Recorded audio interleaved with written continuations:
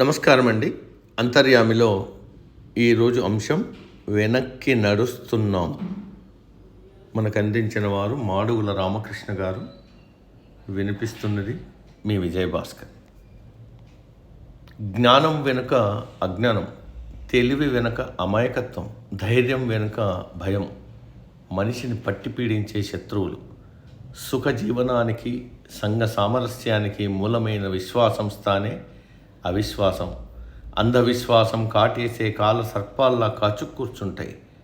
వీటి వలలో చిక్కిన మనిషిని ఛాందస ఆలోచనలు, దురాచార పోకడలు చీకటిలోకి మరింతగా నెట్టేస్తాయి. ముందుకు వెళ్ళాల్సిన దారి తెలియక గిలగిలలాడిపోతాడు మనిషి. తారసపడి తరుణోపాయం చూపించే వారి మాటలు వినడానికి సిద్ధపడతాడు. అందులో నిజాలెంతో ఆలోచించడు. అసాధ్యమైన సాధించేందుకు ముందుకు దూకుతాడు. సలహాలిచ్చే వ్యక్తులు ఆత్మీయులుగా గోచరిస్తారు. మనిషి బలహీనతను, అమాయకత్వాన్ని, ఆలోచనను ఆసరాగా తీసుకుని తమ స్వార్థం కోసం ఉపయోగించుకుంటారు కొందరు. మానవాతీత శక్తులున్నాయని, అవి కష్టాల కడలిని దాటిస్తాయని నమ్మించి వాటికి బానిసం చేసి చీకట్లోనే స్థిర నివాసం ఉండేటట్లు చేస్తారు. అద్భుతాల పేరిట అభూత కల్పనలు సృష్టించి అటువైపు అడుగులు పడేలా చేస్తారు. గుడ్డిగా నమ్మిన మనిషి ఈ చట్రంలో ఇరుక్కుపోతాడు. సమయాన్ని, ధనాన్ని వెచ్చించి మోసపోతాడు. కుటుంబ సంబంధాలను, ప్రాణాలను పణంగా పెట్టేందుకు వెనకాడాడు.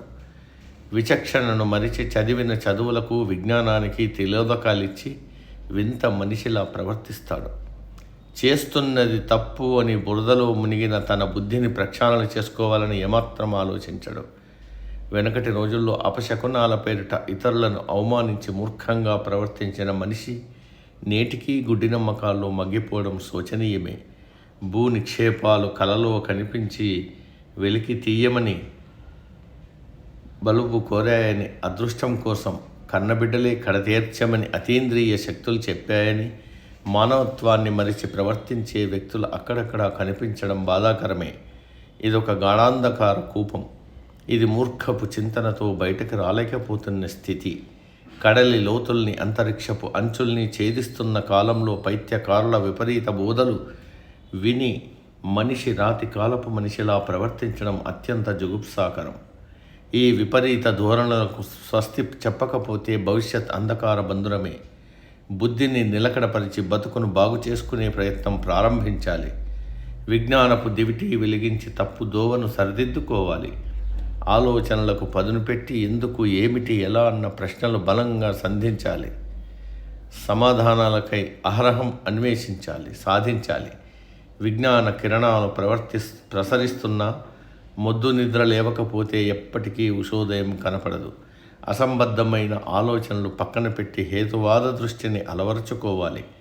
మూఢనమ్మకాలను దూరం చేసుకుని సత్యంతో ధైర్యంగా అడుగులు వేస్తే మనిషే నిజమైన మనిషి అన్నారు వివేకానందులు.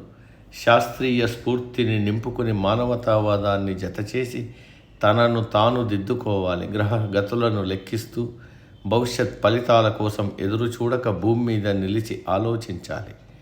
అదృష్టంపై ఆధారపడక తెలివిని, శక్తియుక్తుల్ని నమ్ముకుని బతకాలి. ఒక్క రోజులో అందలమెక్కాలన్న తలుపునకు చెక్క పెట్టాలి. ధైర్యాన్ని ఆయుధంగా చేసుకుని ముందుకు సాగాలి. భయపడేవారు ఉన్నంతకాలం భయపెట్టేవారు ఉంటారని గమనించాలి. రుజువర్తనతో నడుస్తూ తన వారిని నడిపిస్తూ రాబోయే తరాలకు ఆదర్శంగా నిలవాలే తప్ప సమాజ శ్రేయస్సుకు భంగం కలిగిస్తే ముందున్న తరాలు నిర్వీర్యమవుతాయి. తదేక దృష్టితో ముందుకు నడిస్తే వేగం పెరిగి గమ్యం కనిపిస్తుంది. కావాలని వెనక్కి నడిస్తే అడ్డదిడ్డంగా అడుగులు పడి చతికిలపడక తప్పదు. సమాప్తం. సర్వే జన సుఖినో భవంతు. అందరూ బాగుండాలి, అందులో మనం ఉండాలి.